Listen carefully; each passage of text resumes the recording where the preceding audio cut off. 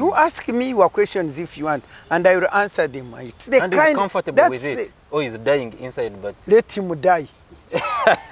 Let him die.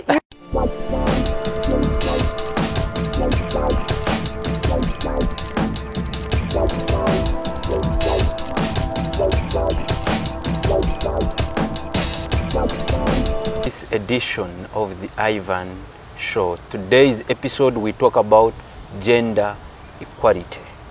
And we are with a senior citizen, which majority of you have already suggested to be brought on the show, and is going to make a deep dive in this discussion. And she has, on a number of occasions, come out to speak for women. I know for a viewer out there is going to pick a thing or two. Doctor, welcome to the show, and thanks for allowing me to speak to us. Thank you. I don't even know who I'm supposed to be seeing.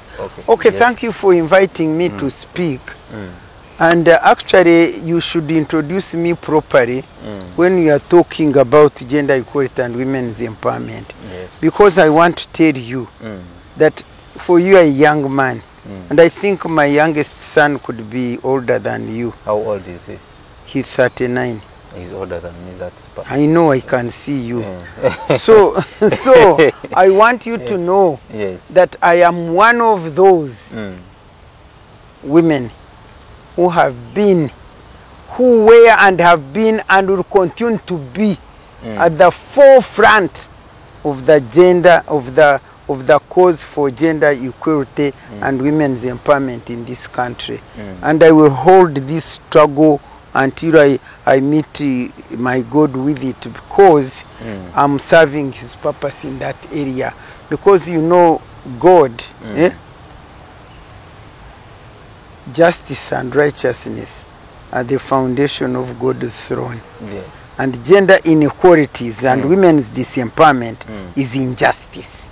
And therefore, when you see me running with that battle, you know I'm on the side of God. And God does not come here to fight these battles. He fights them through his people, his children especially. Why do you trouble yourself at this age? At this age, continue fighting for things that young people, which we think you might have mentored, should be taking up the mantle. Have I stopped them taking up the mantle? Do you know what age Moses in the Bible? He died at 120. Yes. But he was still very busy. He was still very busy leading the children of Israel, having led them from the slavery through into, he was taking them to the promised land. He was 120 until he handed over the mantle to who? To Joshua. So when you are saying I'm so old, I'm not even, I'm slightly half Moses is here. Slightly half Moses is here. And now you tell me that I should abandon the battle and the children of Israel go back. They can easily go back, because my struggle for gender equality and women's empowerment, although many people say, they are still backward, they don't know where we came from. They don't know where we came from. We came from very far. By the time I got onto the public platform, a woman was not seen, although they were there. Very busy working so hard, overworking themselves, but they were not seen. In terms of seeing, they were not heard, because they were not allowed to speak. In Urinyankore, when you are marrying a wife, they say, Gambarmwe Gamben Kabiri, the man should speak. The woman should speak once and the man should speak twice. And I would say, what if she's speaking nonsense and I'm speaking wisdom? I listen to nonsense twice and miss wisdom. So that kind of thing, I'm bringing it to you to show you how, when we came on the public platform to shout and talk for women, what was going on. Women were not recognized or realized as if they were like property, like you have cows and goats and what in your shamba, in your what. And they were even prevented from eating certain They meals. were perceived before us. They could not even, before for instance, in Ankole, before revival when the Christians came and preached the word of God, and they said there's no difference between a man and a woman. Very good. Women started eating chicken and eggs, otherwise there are certain food they were not eating. And revival is just yesterday. So you can see the battles which we fight are very relevant, are very important, and in this debate I will tell you why they are important. People are saying that because of your advocacy, which is very good in their view, some women have misinterpreted it and it has caused a lot of gender-based violence. In fact, why don't you say some people? Don't say some women have interpreted it. You say some people, both men and women. Why do I say this? Because when you even take it to the women misinterpreting it, it shows clearly that you don't even understand and you are against gender equality and women's empowerment. Because why should women misinterpret? What does gender equality and women's empowerment mean?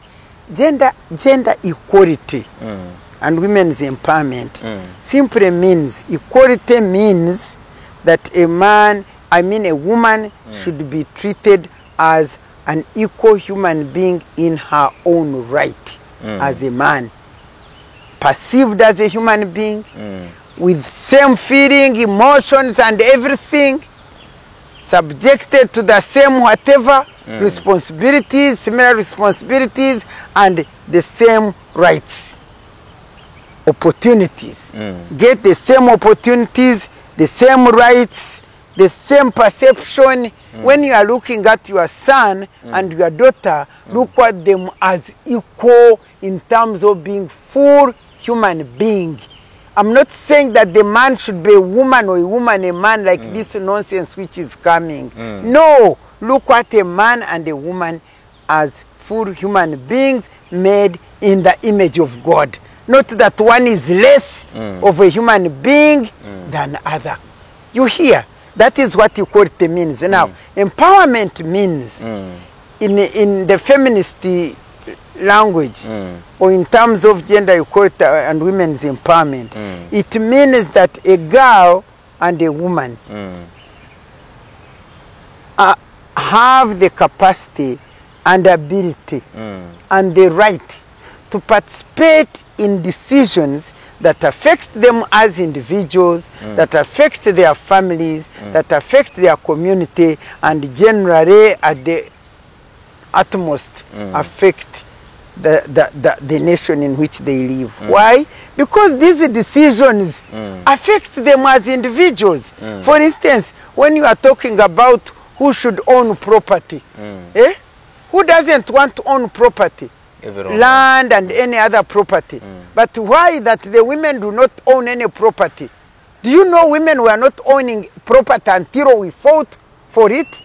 But that the property belonged to men only. Even at your home where you were born, all you do is you are like a potter. Our mothers were like potters. They go and marry them, they buy them like property and pay bride price. And when they come home, they are supposed to dig, do what? They don't participate, they don't contribute any decision as to what the family must do.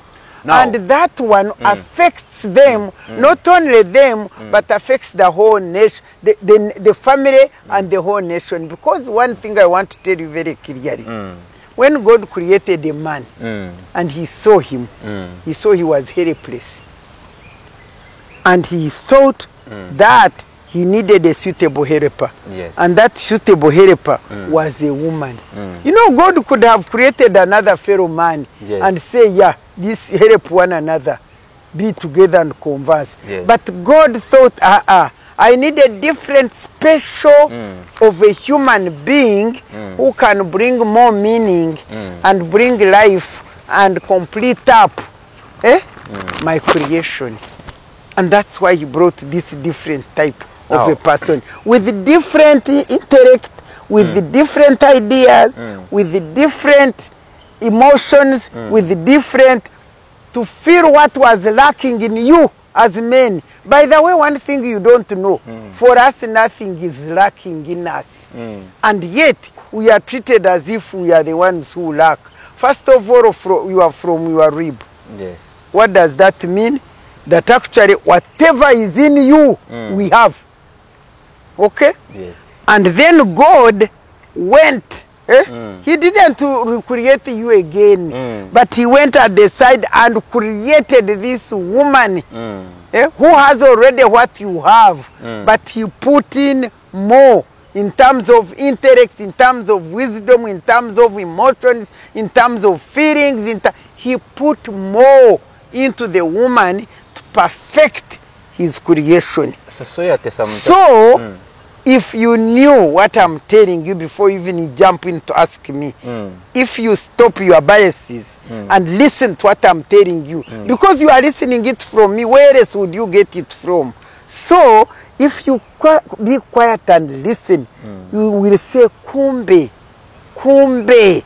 You don't jump in with society. What is society? Is society God? Doctor, you see, doctor, is society the God? Is some people, they say you try to make your argument or to make your point of view undebatable. Who? Now, you are saying you women... debate. Am I not here to debate with you? Women, they are saying women, they should own property. But in some families, men make this argument that they bring, or they want women, or they want them to do, to give them everything, and they become home managers and take over and own everything. Which of course is from the I haven't understood what you are telling me. Because for you, you have come to me here with the wrong perception that my gender equality battle is finishing. I'm representing the public. And that which public? You called these women of Uganda, who are the majority. Yes. They are the majority. Yes. And ask them, Mama, is it true that because of this struggle for gender equality and women's empowerment, you have misunderstood it? Call them. I am here not to waste my time. I am here to explain issues. Yes. And that's why I'm telling you, the very thing I'm telling you is that what is causing the problem is the lack of knowing by both men and women what the struggle about gender equality and women's empowerment is. I told you what equality means. I was telling you what empowerment means. Yes. Now what you do for you as men, you look at us as half human being. We are almost your property. And for that matter, you underrate our brain, you underrate our intellect, you underrate our wisdom, you underrate it. And that's why we were not participating in decision making. That's why a man says, goes and marries. When the woman comes here, I don't want you to go to work. Can you imagine? Here I am. My parents sent me to school. I am an engineer. I have the brains. I need to, the society and the nation needs me. But because you are my husband, you tell me, you are giving me everything. Who tells you I don't have? That's the nonsense I don't like. You are giving me what? Let me tell you. Do you know what you call misunderstanding? It's you men who have lost. You have lost it out. It is not the women who are causing the problem. Yes. Because when you come and tell me you give me everything, did I come to your house for everything? I came to your home. I came to your parents' home actually, because the parents go and marry us. And yet you know the Bible says man shall leave his parents and cling to his wife. Yes. You hear? Yeah. But now you are people, right. you go there, you call us, we come to this new place. When we come to this new place, we have not come to just enjoy what you have. Some of you actually have nothing, especially these days. Especially these days. When we come, we go to the rural area, the difference. When we come to the city life which we have, for instance, I want you to ask me, if I have my daughter, you think my daughter, she has nothing? That she's coming for you to get everything? Some of you even come to marry our daughters when you have nothing. You have nothing, you are depending on our daughters, and then you want to rule them by word of mouth. Let me tell you, you are making me jump some of the things I wanted to say to bring you on board properly. But I want to tell you, this whole thing of looking at women as they have nothing, and therefore they are depending on you, is a total demeaning and disregard of God's creation in form of a woman. Because me, I want to tell you, in Uganda for now, have you ever seen a woman going to a man's house, parents, and ask for a man in marriage? No, traditionally. Don't bring in tradition. Do you believe in tradition? Don't. Let me tell you, what does the word of God says? That a man is helpless. You get it? And he needs a helper. And that's why a man, this thing you are calling tradition, that's why a man goes to a home of a woman to ask for a wife, because he's helpless, he needs help. You haven't seen a woman go to a family in a home. For you, you are calling it tradition. But me, I'm giving the wisdom of a woman here, the woman of God, who can interpret the word of God and what it means. For you, you are calling it tradition. For me, I'm telling you that it is godly. It is according to God's word and God's command that this man who is helpless, and let me tell you, you may not be helpless because it is not in relation to property actually. Because when I take you to the plantation of Eden, where which God gave Adam, when he created him and put him in the garden of Eden, the man had nothing. God put him in the garden of Eden. Yes. Yes. And found that he needed help.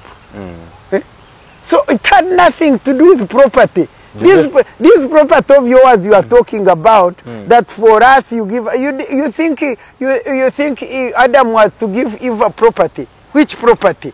So I want you to open me. I am here. You are the one who looked for me. I want to argue and the people have very less knowledge. But I want to conclude and let you speak.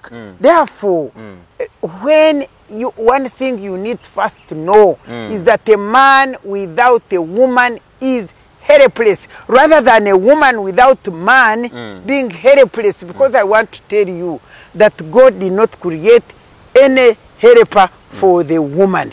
It is not there in the scripture. Why? Because God knew that the woman, God himself would help the woman. And then the woman would help the man. Now for you, your tradition turns things around and says the woman is helpless, she has nothing. It is the man. I'm telling about the nonsense of tradition you are telling me. And I abuse it because I'm in the right. I will abuse that nonsense of a tradition which takes a woman as helpless and therefore needs the help of a man. That is overturning godly principles, and they are there. You said you want to challenge me on God. Okay, you Doctor, go ahead. Biblically, Adam was living in peace in the Garden of Eden, not until he created Eve. And God sent Eve to the Garden of Eden to help Adam, as you say, which is very true. But Eve turned out to be a problem and persuaded Adam to eat the forbidden fruit, which God had told them not to eat. And you think you can challenge me on that one? Because what I want to tell you here is this helpless man. And God creates Eve to help him. Yes. Where was he? I want you to tell me, God created Adam and put him in the garden and said, take care of the garden and watch out on the garden. And he gave him this helper. Now, where was Eve? Where was Adam? Yes. Where was he and what was he doing in that garden for this helper to look for somebody to help, and he could not see him? And she wandered in the plantation. And secondly, where was Adam for this intruder? The intruder who came to the garden. The serpent. Yes, the serpent. You were given a garden to take care of. Yes, yes. And now the serpent comes and intrudes. And I don't know where you are. It doesn't only intrude, but he engages your helper in a very dangerous conversation. Where are you all this time? Let me tell you, young man, let me relate that to the family. Yes. Yes. God gives you a helper, this woman, in your house, Yes. for her to meander and go and look for somebody else to help. For her to meet this intruder who engages her in a dangerous conversation. Yes. It is because you as a man, just like Adam, you have failed in your responsibility to take care of what was given to you. Because if Adam was taking care of this garden and he was doing very well, you know, first of all, that intruder would not have come in and engaged his wife. Yes. Secondly, remember, it was Adam who was told not to eat the fruit. Yes. The wife was not there then. By then, Eva was not there. Now, as you know, there is in law what we call hearsay. Yes. So, Adam told Eva that we are not supposed to eat this fruit. So Eva had it. But now, when he met this serpent who was very clever, at the negligence of Adam, who had abandoned the garden, the serpent twisted the whole issue. Wama, is it like this? Wama, is it like this? And you will agree with me that if you are not there, that's why in law we call it hearsay. If you are not there, you say, by the way, is it really true that that's what God said? It creates the doubts in your mind. And I want to tell you, God loves women. God knew that this serpent has disturbed this woman because she was not there. And so, when Eva ate the fruit, let me tell you, God gave Eva the benefit of doubt. And he said, okay, let me wait for the very man whom I gave the responsibility and told him not to eat the fruit, and see what he does. So Eva brings the fruit, gives it to Adam. Stupidly, how can Adam receive the fruit and eat it when in fact God had told him not to eat the fruit? And you know what? After eating the fruit, that's when God opened the eyes. That's when God opened the eyes. When Eva had eaten the fruit, God never opened the eyes and said, okay, let me give a benefit of doubt to this woman because she was not there, and this serpent is deceiving her. And in any case, where is Adam should have been there, you know, then when she came, he gave to Adam. Adam ate. Instead of saying, Eva, this fruit, isn't this that fruit which is like that? Where did you get it from? I'm explaining to this because this is a very revelation God gave me. But because for me, I used to ask God to say, but surely, where was Adam? Where was Adam all this time? And when I read the Bible, it says, she came, she gave the fruit to Adam, who was also there with her. Can you imagine? The men these days are there in the house. They're just there. They're just there. And when they are there, when the women are just there, you are the one who brought that thing. When the women are just there, the men are just there. There is no guidance, no direction, no playing the role. The women meander to look for somebody to help. They meander to look for somebody to guide them. They meander. So it is not the fault of the women and the fault of Matembe's gender equality and women's empowerment. That time, do you think I had talked about gender equality and women's empowerment? The man himself failed in his responsibility. I want it to be genuine. Have you heard? You are the one who brought it. I want it to be I'm genuine. here to teach do you think, or do you believe that to some extent women have caused the domestic violence in homes because of what you tell them? That they should be radical to you know, when you say that, I feel very bad because I feel as a young man, you are not even understanding me.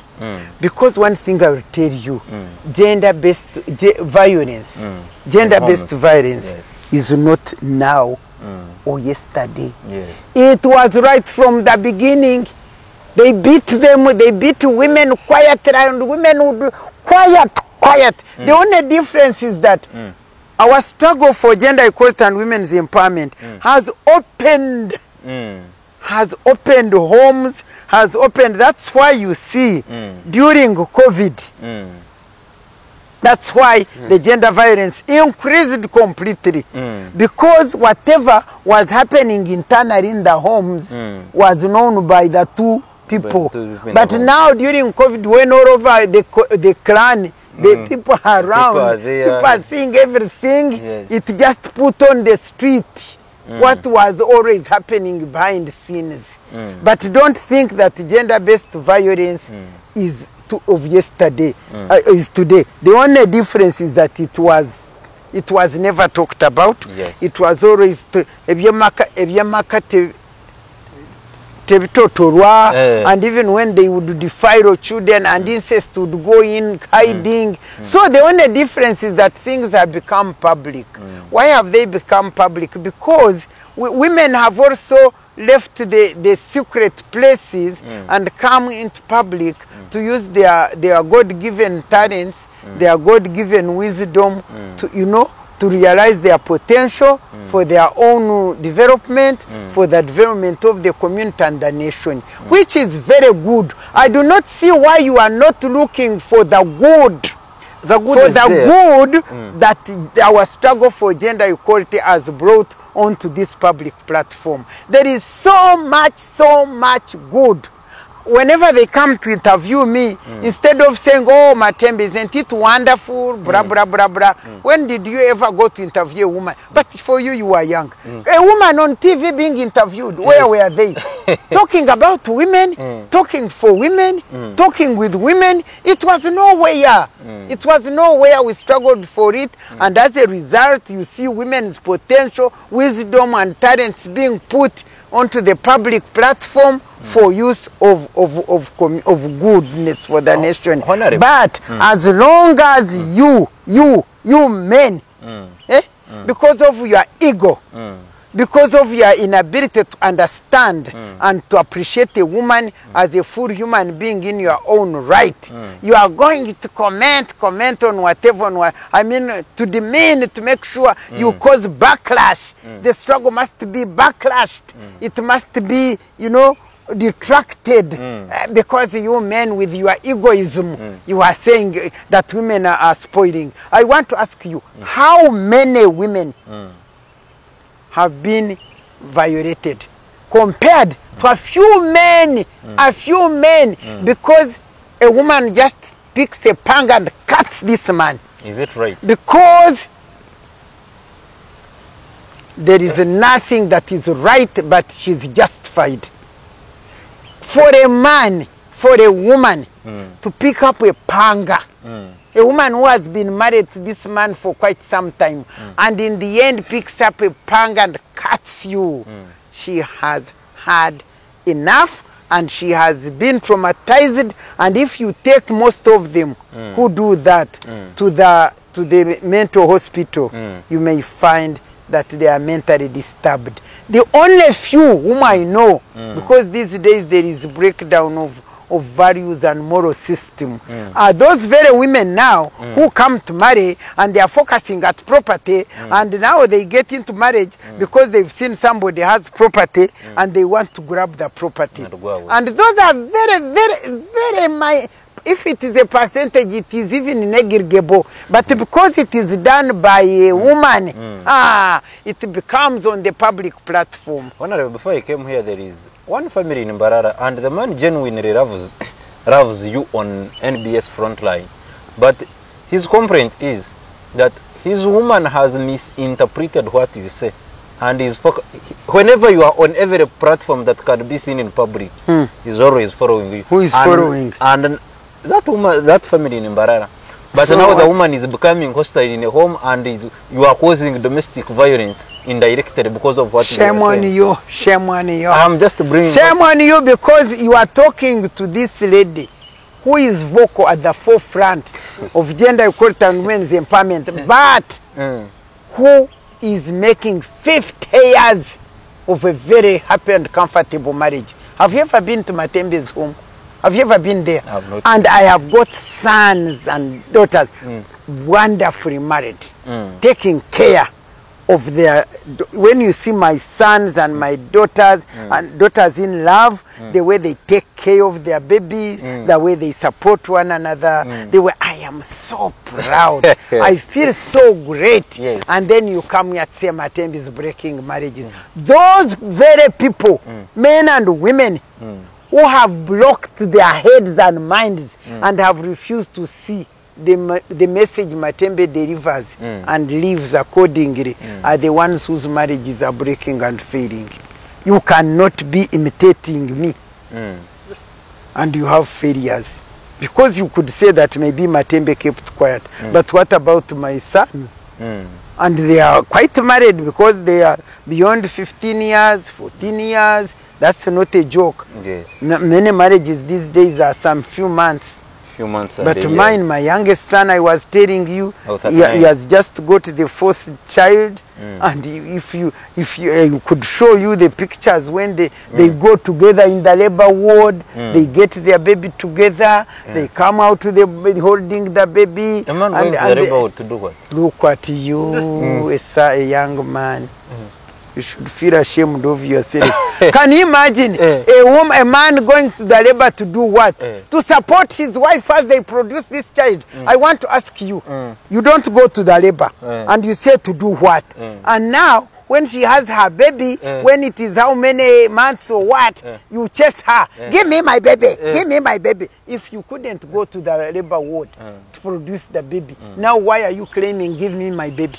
Do you see where you go wrong? God assigned you assignments as women and he assigned us assignments as men. If you cannot follow me to go and hustle and get the money, I shouldn't follow you to But I wish you are not talking to Matembe that nonsense of yours.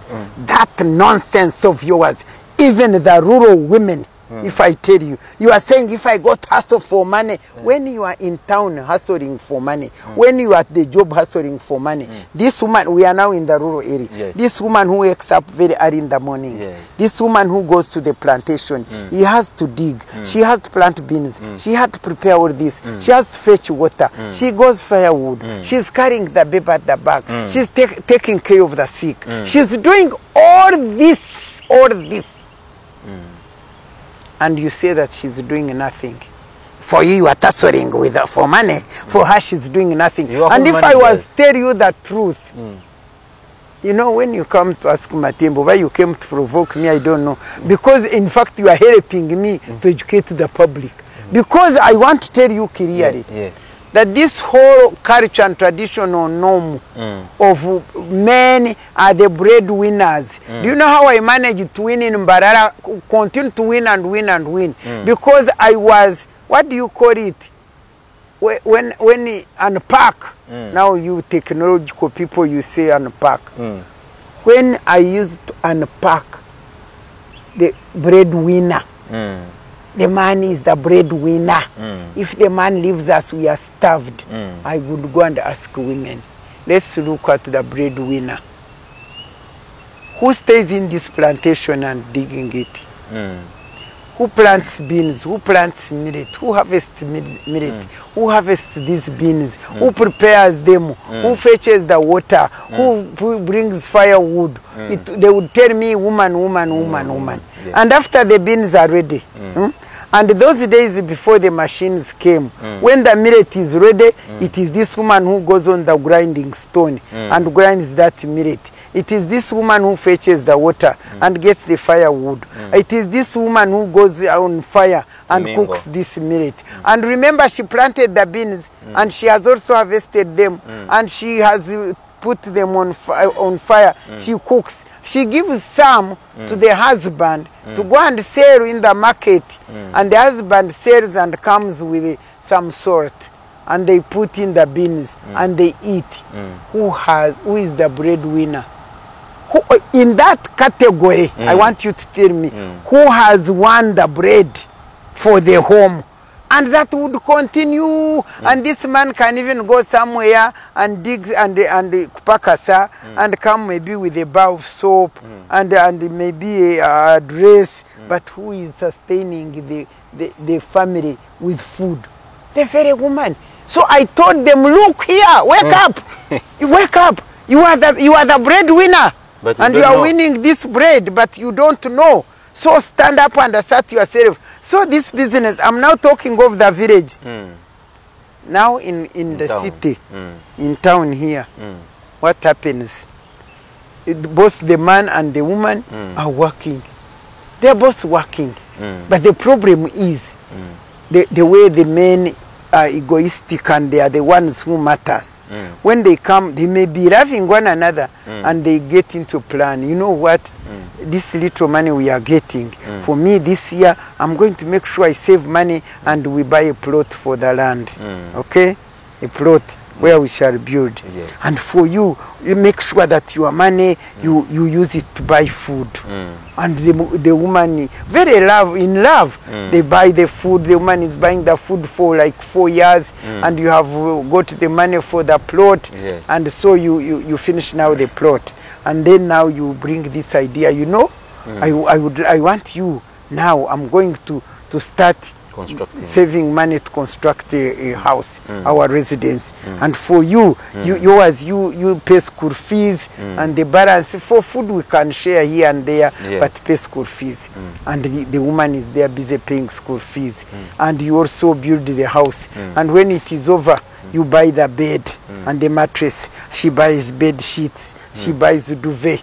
She buys the table clothes and the cushions and so on. For you, you buy chairs. You know, I want to open your eyes. You share responsibilities. Now, and we are sharing these responsibilities. In the meantime, the love is lost. When it is lost, you want to part with this woman. You want. She is overworked. You have seen a new girl because you are now rich, and so you say, get out. I don't want you anymore. Then you say, okay, where is my share? We must share. What are they sharing? First of all, the money of the woman has been going on to food. You've been eating it. He's putting it. She has no receipts, no what, so that she bought food. Yes. But you ate. You ate, didn't you eat? And then, because it is invisible, perishable, abakazini bakore kwaho, not permanent, imperishable. So the man bought a plot, it is in his name, the house is in his name, the children are educated, they are there in senior and so on. But where is the evidence? When you are in court, what evidence were you getting receipts and bills? No, you are there in love with one another. Now in the house, the house is not yours. The bed is the mattress. For you, the duvets, within 2 years or one, you change duvets. The sheets you are changing, they are getting old. So whatever the woman has contributed to this home is perishable and is not seen. And the man comes out with his house and with whatever, even in court, he say, where is the evidence? And the woman goes with nothing. So for me, what I'm telling you, you see me here. I see you are very determined. You are joking, because when I married Matembe, first of all, I did not want to marry a man who had property or anything. I didn't want to marry a man who had a car or property. No. So you didn't have? Because I wanted, when he's saying my house, my car, my everything, what would be mine? I wanted to marry a man who was as propertyless as mine. And in fact, So but I wanted a graduate. I wanted a graduate. We are all working, and that is point number one. And that's what we went Point number two, he was working. He was employed with Uganda Breweries. So we are staying in Uganda Breweries house. By the way, in the end, because of his integrity and so on, when he retired, they gave us the whole acre and the house in it. Because for us, we don't work for, we work for people, for God and his people. We don't work for amassing wealth and doing what. So I got that kind of man, and as I talk now, for me, Matemba and I, Each of us is a human being.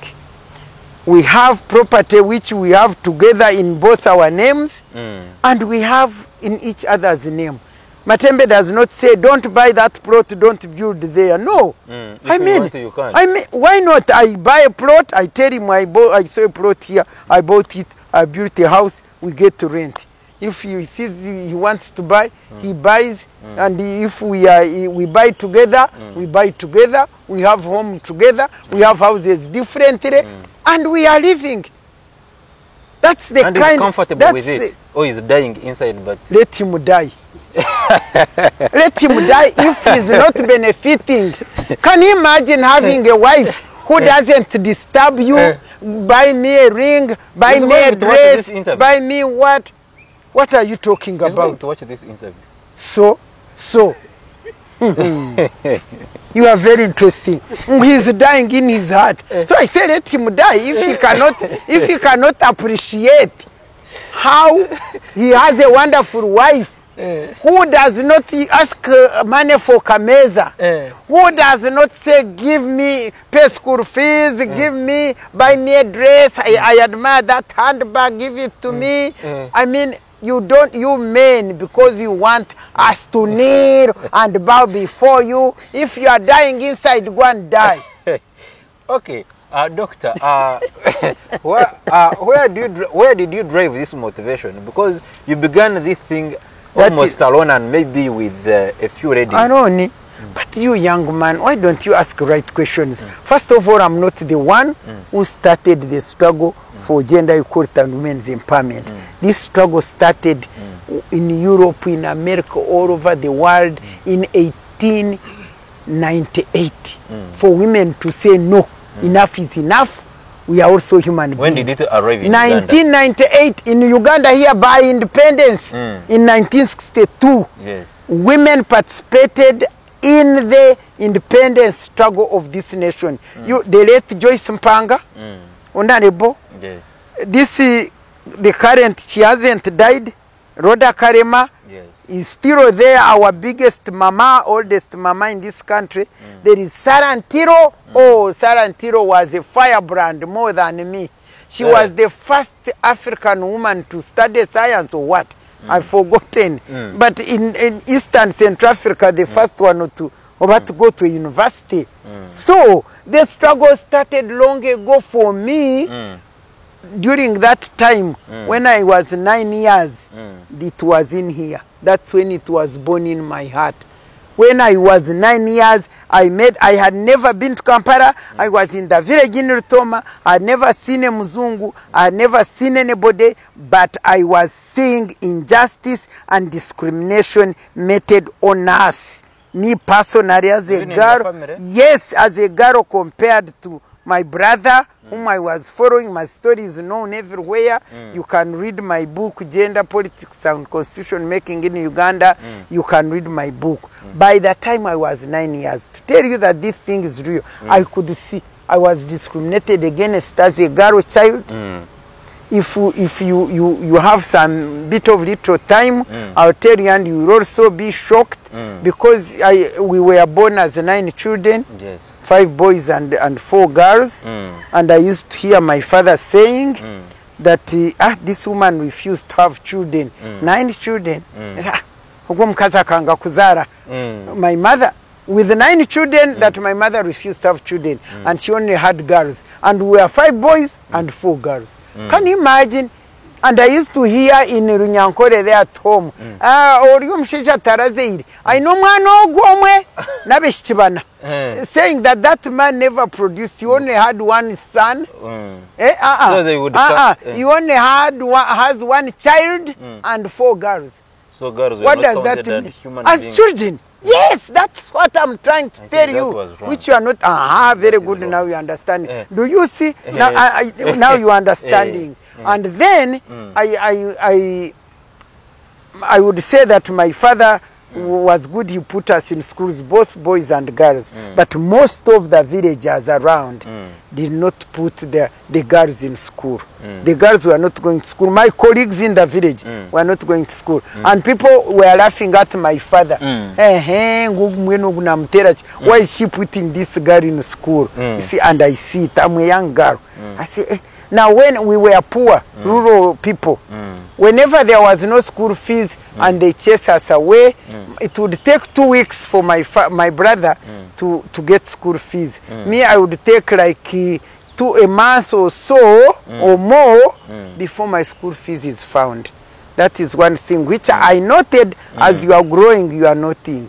And then, whenever my mother would go to the market in the afternoon, or she goes for fellowship on Friday in the afternoon, those afternoons I will not go to school.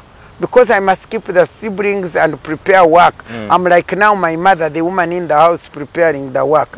And my brother would still go to school. And yet, you see how I'm missing all these classes. And because I'm a girl. And yet I was expected to perform as well as him. Yes. Now we continue. But God was with me. Now when he reached P6, he repeated P6.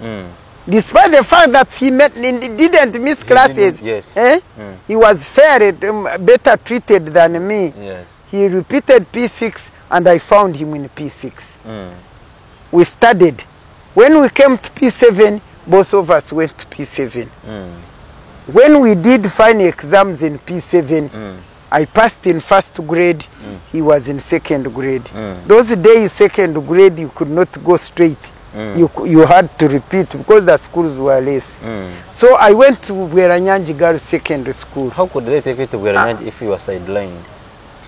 What do you mean sidelined? Because of Bweranyanji, at home you said I thought you could see, you couldn't ask me that. You mean you don't understand? You should have said, wow, you who were missing and not treated well, you are the one who did better than the one who was... I'm appreciating your performance, but I'm looking at home they were sidelining you. Where did they get the guts to take you to Bweranyanji? A very good school. Are they the ones who took me there? You don't understand. If you waited, you would have been shocked by the story I'm telling you. Okay. Because you had to do well. They didn't. They were not giving me fees all the time. But nevertheless, I did very well and got first grade. And I was called to Bweranyanji Girls Secondary School to be in senior 1. And my brother had repeated again. And therefore, he had to repeat P7. Now you wait, what will shock you. Yes. When the year ended and I was going senior 2, my brother passed in grade 1 to go to secondary school, to Mbarara High School. And the parents did not have school fees for 2 children in a secondary school. Yes. So what do? They come to Bweranyanji to withdraw me from secondary school for him to go to Mbarara Secondary School. In senior 1, they are withdrawing me from senior 2. I've never repeated a class. He repeated 2 classes. He's going to senior 1, but because he's a boy, they prefer his studies than me. If it were you, wouldn't you be like I am now? When you see that thing as you grow. So I said, I'm not leaving this school. I can't. Because by then I had determined in my mind that when I grow up, I will study law. Because I had heard that the pleaders, there are people called pleaders who plead for others. And I asked, what do they have to do to plead? They said they study law. So by 9 years, I said I will study law to be able to plead for the women and the girls because of the way they are treated. Do you see? Nobody, no single person had ever told me that. But that's why I call it God's purpose for my life. So I wanted to study law. Now here, these dream killers, my own parents, come to, and my mother is the one who came because my father said go and call her back. Bring her back. And imagine the headmistress was a woman. Instead of fighting for me, he said, Miss Kovurunga, you sympathize with your parents. They can't find the fees for both of you. You go to Kakoba. I said, what do you mean? They wanted me to go to Kakoba Teacher Training College, which was teaching. It was a very good institution, teacher training college by then, teaching primary, to study teaching primary. I said, I'm not going there. Headmistress said, please, I said, why doesn't this boy, can't you go and study teaching? What happens if he's the one studying teaching? Well, why, you tell me, why couldn't you go and study teaching? And I continue with my senior since I had performed well. But there you are being selfish. Because I'm a girl. But do you know I'm going to walk away from the studio?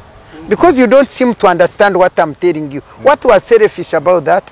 Wanting you to study and your brother fails. Fails? Are you listening to what I'm telling you? How was he going to fail? No, you are saying they wanted your brother to progress with senior to one. go to senior one and withdraw me from senior two because I am a woman. I don't pursue my dream. I go to Kakoba to study teaching. And I was saying, why doesn't this boy go to Kakoba and study and be a teacher also? And now you are telling me I'm selfish. I don't understand you. Anyway, I leave you like that. So what happened? I said, I asked, I understand there is a scholarship, bursaries which are given to poor people. Then Ms. Horo told me, yeah, you can get it from the chief education officer in Mbarara. When Anyanji was in Ushenyi, so I was 14 years now. So I asked my mother, can you take me to that district? Do you know the place? He said, yes, I can find it, but I can't speak English. I said, don't worry, I will go and speak English for you. And we went. It is a long story, but cut the story short, I myself, at 14 years, I got myself a scholarship, bursary. I got myself a bursary and went back to Weranyanji. I told my mother, you go back home, me I'm going to Weranyanji. I went there and Miss Hora, within a week, she came this time with good news to tell me, Miss Kovurunga, you've got bursary. And I got bursary to study for senior up to senior 6. Up to senior 6? Yes, and my brother went to Bara High School and down the road, of course, she didn't continue. After S4, he went to Chisubi. They were teaching electrical engineering technician. She became an electrical technician after senior 4.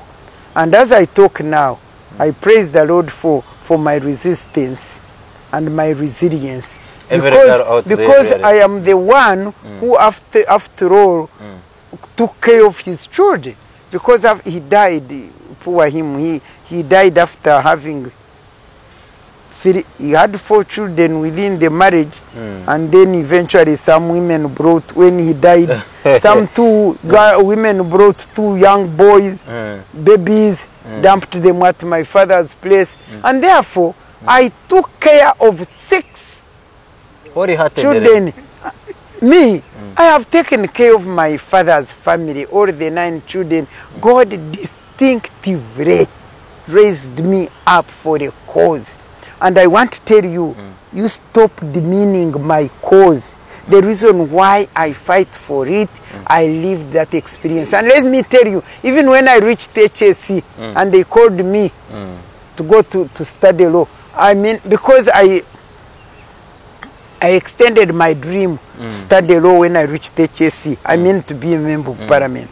When I reached HSC, I studied British parliamentary history, and they are telling us about how they are debating in parliament. I said, wait a minute. Law is made in parliament.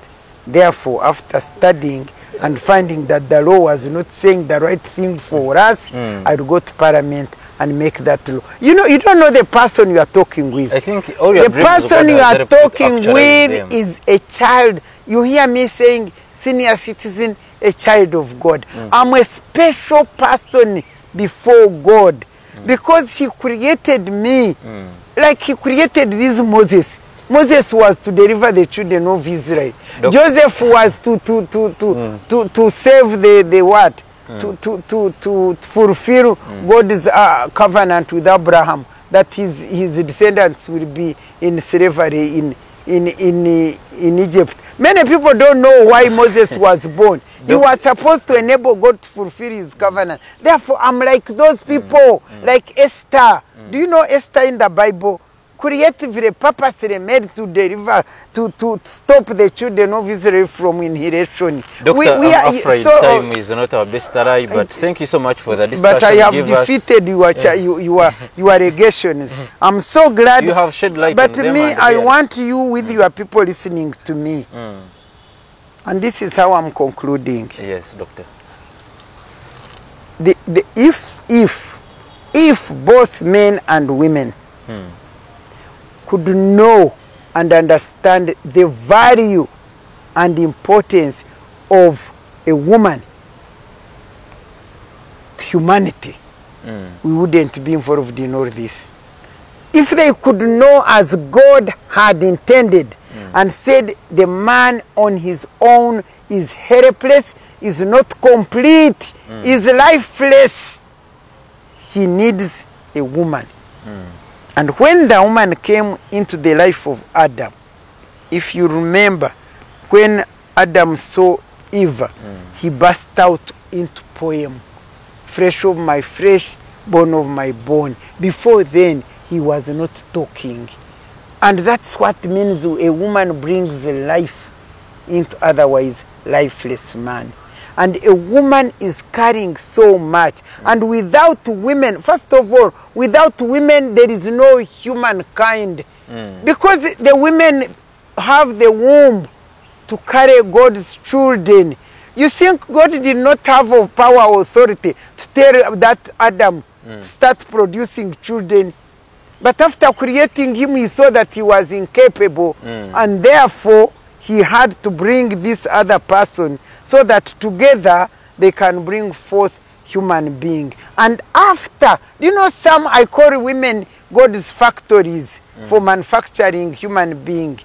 And people say, but men are also involved. But I say, yes, men are workers in the factory. Some of them are one-day worker, others are half-time worker, others 2 days worker, but the women are full-time factories. But before I'm misunderstood, I always tell people that factories need workers and workers need factories to work in.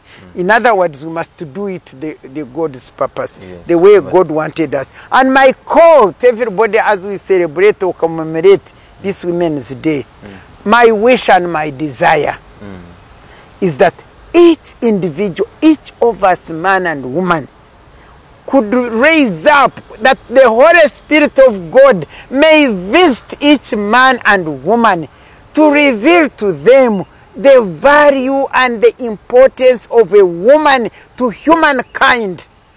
Because without a woman, human beings are not there. You can even see in battles everywhere. Without women, there cannot be. God saw it. And since God saw it, I want everybody to see it. And therefore start treating a woman as a full human being in her own right, giving them opportunities, giving them the right to use their God-given talents, God-given wisdom, to realize their full potential for the development of the nation Uganda, without which we are going nowhere. Thank you so much, Doctor, for a wonderful discussion and for a wonderful insight. The viewer out there, I think we have been with a perfect person who has discussed this topic comprehensively. And I think you can continue our discussion on our